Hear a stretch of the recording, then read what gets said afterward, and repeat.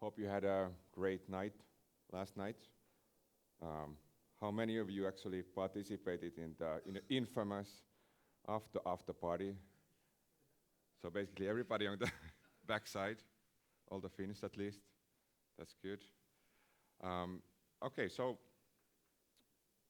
I represent Remote Control Productions Finland, and I'm also the chairman of IGDA Finland. And today I'd like to share some kind of insights into publishing trends and what do those trends actually mean regarding getting your game on the top charts.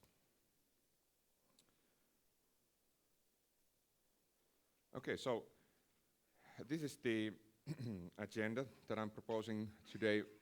We'll first have a really short introduction. Then I'll share some insight into the mobile market. Then gradually into publishing trends and then finding the best publisher for your small title, which might be relevant to some people. And then there will be plenty of time for Q&A as well. So if you need to find out kind of practices that I've come across in Rovio and Ubisoft, I'm happy to share some of those. Okay, so this is me. This is my pet chicken. This was at the time I was working at Rovio. Some of colleagues in the back row remember this. We actually had some live chickens in our event just for the fun of it, and because they are chicken. So, and we had chocolate eggs, and kind of that was kind of the gimmick. So currently I'm the managing director of Remote Control Productions Finland, and we've been existing for 2 months now. The actual mother company in Germany has been doing business for 10 years already. So, and we actually did some business with Rovio while I was working at Rovio, so there is a connection there as well. I head the IGDA Finland, and we create more than 50 events per year. Work with guys from different companies, Tune and others, to create these kind of events. And definitely, whenever you feel like it, I'm happy to give feedback to games or studio practices, whatever. So that's me. All right. So moving on to the actual agenda.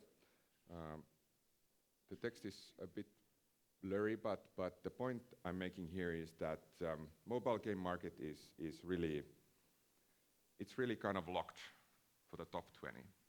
So basically, the ranked top 20 grasps majority of the money from App Store, both from Google and Apple. Is this relevant? Yes. Does this affect you? Most probably. Because if you are one of the studios here on the lower end, you basically are influenced by the decision and the business made by the top 20. And we'll come back to this in a few moments. What's happening in the market as well is that the top 20 is comprised of basically old games. Those games have been existing in the App Store already. Some of those have been existing for several years already on the right-hand top side.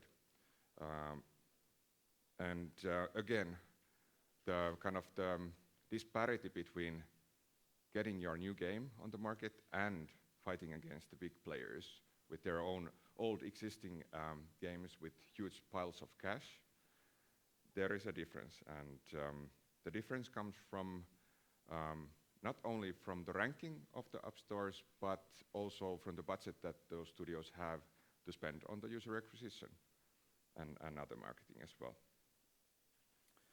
And other stuff that's happening in mobile top 100 is the fact, this shows quite poorly, is the fact that all of top 100 grossing games are free-to-play games. Now, there is a maybe a question to the audience. Would you consider making a premium game and hoping it would reach the top 100 grossing list? And now, honestly, does someone think that this is possible at this point in mobile games? Hands up? Yeah? No? No one. No one dares to say. Would you say so? You say it's possible. Okay. At this point, it looks like it's not possible. If you look at the top 100, there is no pure premium games. There's maybe combinations of that are maybe some premium models inside them, but those top 100 games are in-app purchase games and ad-supported games. Okay, so that's kind of the reality. It's a very competitive market.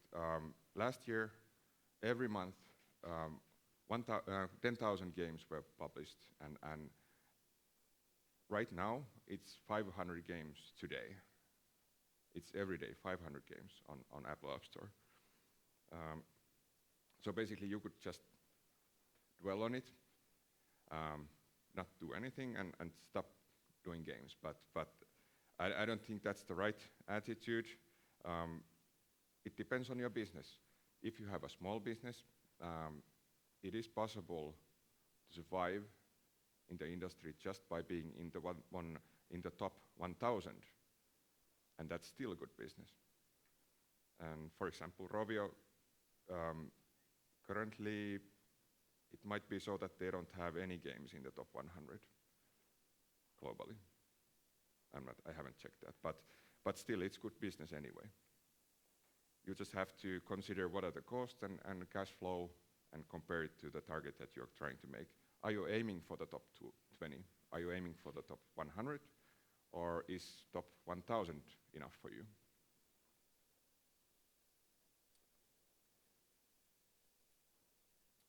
Okay, so that's the reality of the business. Okay, so I could actually dictate what's here written. So the top line says fighting competing games, tactics and strategy focused. And those games, those 24% are the ones that the audience is most interested in right now. Casino games are always succeeding and doing some other stuff. On the third row, completing peaceful tasks, building games and so forth. So if you consider the game that you might be doing, if you want to reach the top 100, it might be a fighting game, it might have free-to-play mechanics, maybe some ads integrated as well, and you should have the user acquisition budget. You either have to have existing games that are making the money, or you will have to come up with the budget some other way, and we'll come to that in a bit.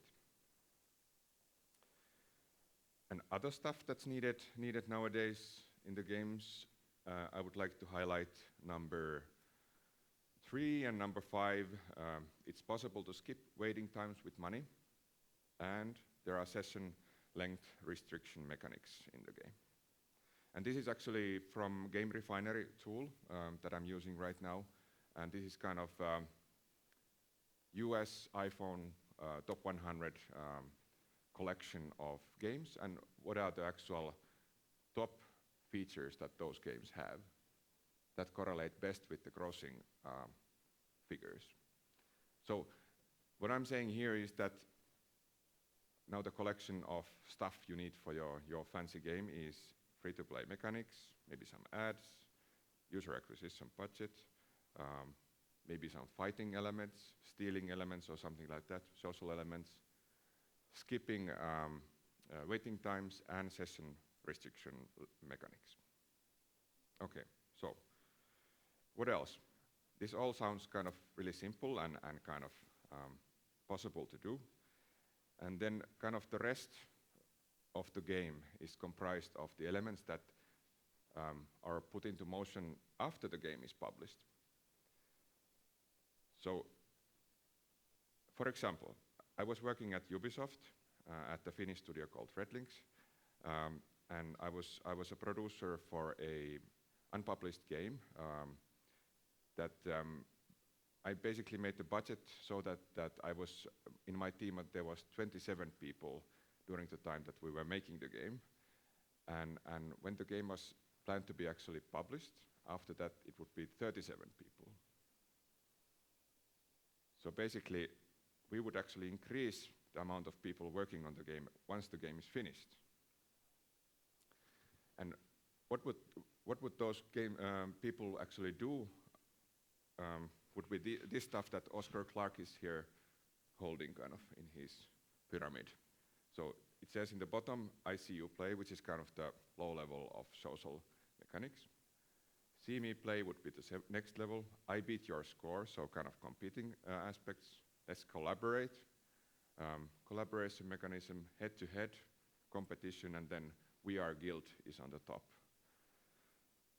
And if you look at the top 20 grossing games, there are these mechanisms, and these all are present there. So what would you would actually need to build everything to the top level, like guild level, and mechanics that would actually make the people play with each other and against each other, and perhaps have some stealing mechanisms from the other guilds and those sort of things. Okay. So now we are in a point that you actually have this huge game planned already, and it looks like that your 5-man studio isn't actually going to be able to make it.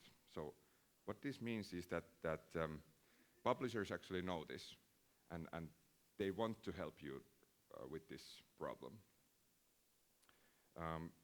Publishers nowadays, they do not want to usually invest, but rather put their own time into the game. And this is more kind of a co-publishing thinking rather than you handing over the game to the publisher. If you look at kind of the old way of publishing games, it would be you creating the game and then handing it over to the publisher against some sum of money. This isn't really reality nowadays. The publishers want to have almost ready games, and the publishers do want to have their stake on fine-tuning the game. And why is that? Is because they actually know themselves that they are the ones having the knowledge and the skill and the team power to do that. So what this means that is the bigger publishers will put more of their time into publishing games, and at the same time they have less games to work on. They don't have time to publish 50 games per year, rather maybe 10 games a year. And it's more of a partnership rather than a one-off, you against the publisher kind of a deal. And one thing to notice is that co-developing a game or co-publishing a game with the publisher means also that you need to, if now I'm speaking to you, if you were a game startup person, you need to have the skills to work with big publishers like Jyri or maybe Rovio. And you need to be kind of open to thinking that the publisher will want to influence your processes, your working methods, how you actually design the game, how do you actually do the live operation, how do you do events, and how do you handle the community. The publisher will want to influence that. So, are you excited or disappointed? I know some people are disappointed, but I'd say that's the direction that the business is going. That's the trend right now. What this actually also means is that now that the publishers will do less games per year, they will need to have more certainty that the games will succeed.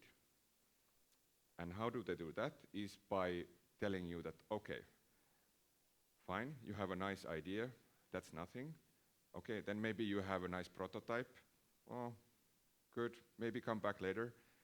Okay, maybe you have a beta testing going on, looking good. Come back a little later. When you are at the soft launch phase and you have some numbers, KPIs,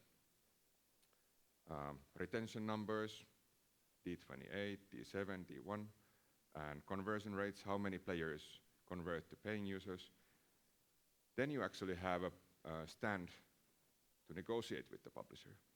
Then the publisher will know, okay, this game will succeed with us.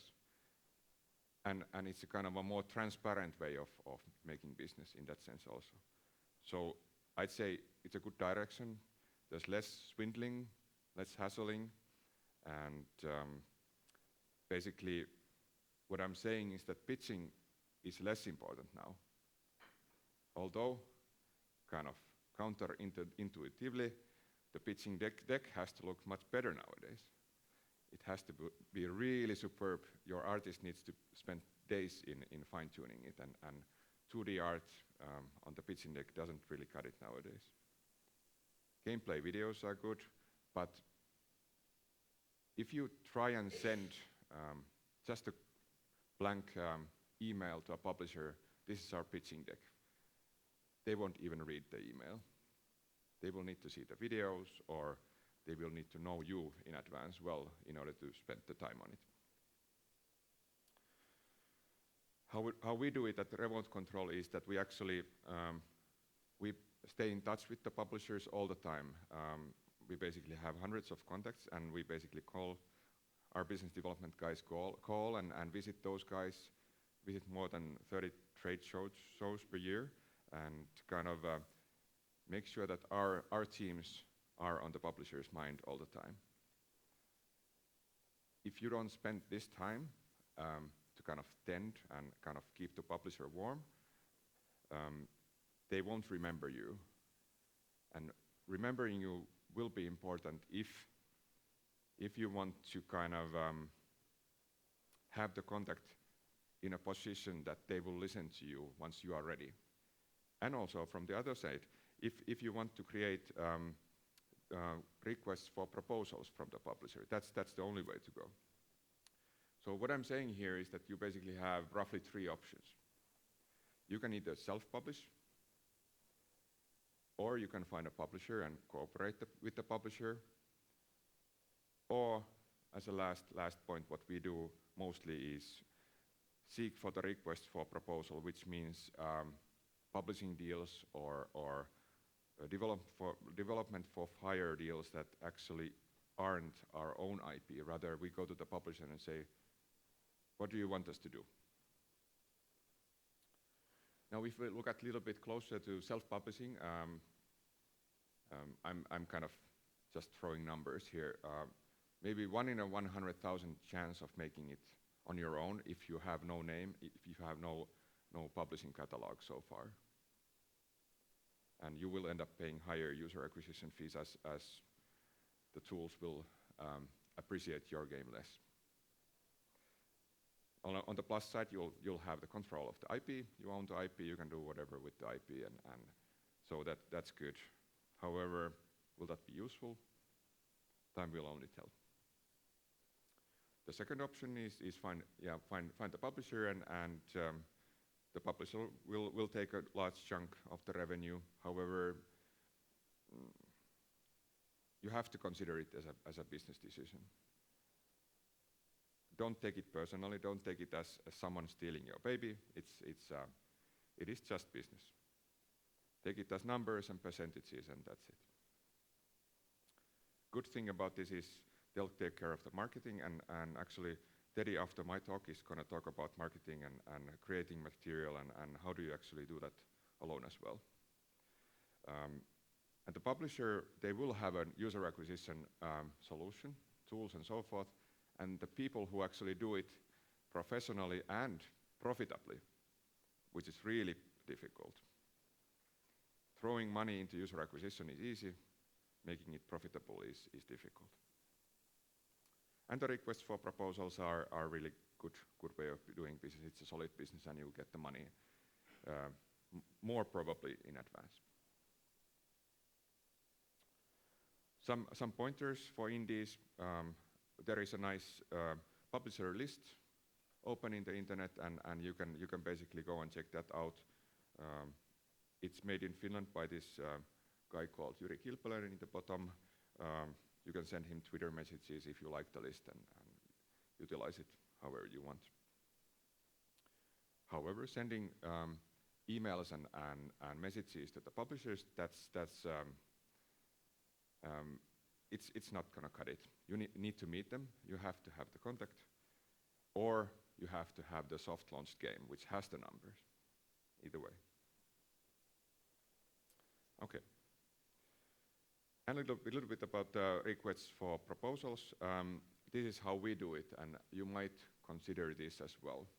So basically, what I'm saying is that be in contact all the time with the publishers, keep them interested, show progress in your work, and when the publisher actually has their kind of plan ready, and they want to give out the request for proposal, which is basically just a sheet of paper saying we want this kind of a game. You need to be in their mind, and otherwise you don't really hit that time when they actually need the proposals. And what we are seeing is that the time window when you need to hit the publisher with your ideas is 4 weeks, maybe once a year. So it's really random if you hit that just by accident. So be in contact with them all the time. So moving on from that, conclusions from this. What we are seeing is that market changes are rapid. However, the top 20 is kind of stagnated in the app stores. Finding the publisher, keeping in touch is really vital, and it takes time. Money isn't everything that you can gain from the publisher. You can gain knowledge, workforce, teamwork, contacts to the industry, maybe even investors. And co-publishing is a potential solution. So, those were my remarks. This is our team, and we've been doing games more than 10 years, each of us, and happy to be here today presenting this stuff, and now it's time for Q&A. Thank you. I think a very realistic presentation, but some good solutions. I just have a question before perhaps the audience. You talked about working with a publisher and kind of the revenue share, which the developer might have to give up to work with the publisher. Publisher is going to do marketing, UA. What kind of revenue share range do you see? Yeah, so basically you could end up with ranging from 30% up to 90% for the publisher, depending on the country. If you go to China, then basically you'll lose most of the money. Yeah.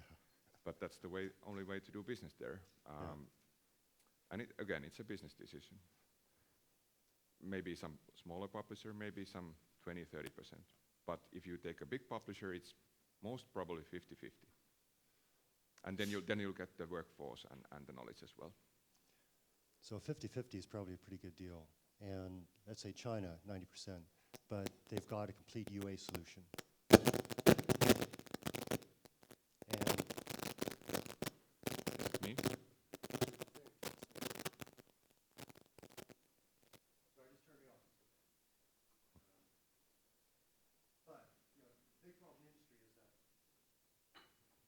big problem in the industry is that you're having to turn on the microphone. The big problem is that the cost for UA is going to exceed the long-term value. Most developers are struggling with that. So if a publisher came to me and said, we'll publish your game, you only get 10%, but we're going to solve that. And some of the big publishers, especially in Asia, have a massive capability to deliver volume. Yeah. Sorry, that's enough of me. Any questions from the audience for Jyri?